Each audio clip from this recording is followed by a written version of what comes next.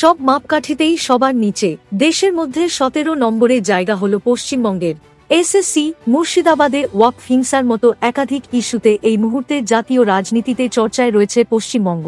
তার মধ্যেই সাম্প্রতিক সমীক্ষায় আরোই কোণঠাসা হয়ে পড়ল বাংলা।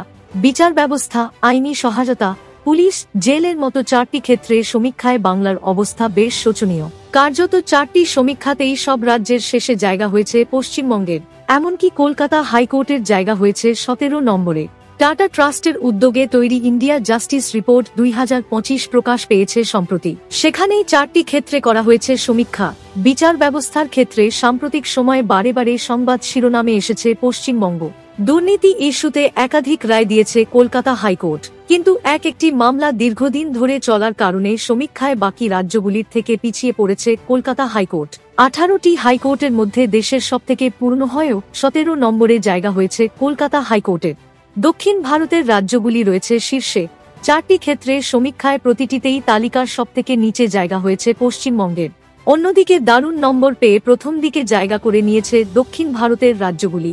4টি ক্ষেত্রেই দেশের মধ্যে প্রথম স্থান দখল করে নিয়েছে কর্ণাটক। 2025-এর রিপোর্ট অনুযায়ী 4টি মাপকাঠিতেই সর্বাধিক নম্বর পেয়ে প্রথম 4 স্থানে রয়েছে কর্ণাটক, অন্ধ্রপ্রদেশ, তেলেঙ্গানা, কেরল এবং তামিলনাড়ু। কত নম্বর পেয়েছে পশ্চিমবঙ্গ?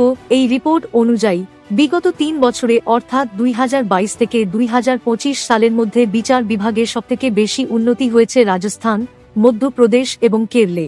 ওডিশা এবং ঝাড়খণ্ডে জেল পরিচালনার ক্ষেত্রে প্রচুর উন্নতি হয়েছে, তবে সেখানে অন্যান্য রাজ্যগুলির তুলনায় অনেকটাই পিছিয়ে রয়েছে পশ্চিমবঙ্গ।